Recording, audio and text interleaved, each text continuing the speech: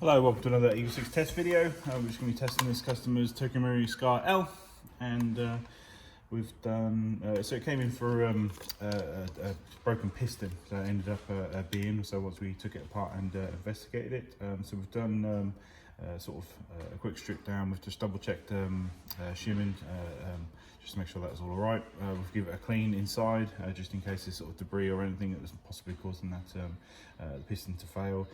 We fit a new Prometheus piston instead of the TM one that was in there, and then obviously rebuilt up the gearbox, double checked the FPS, it's still good.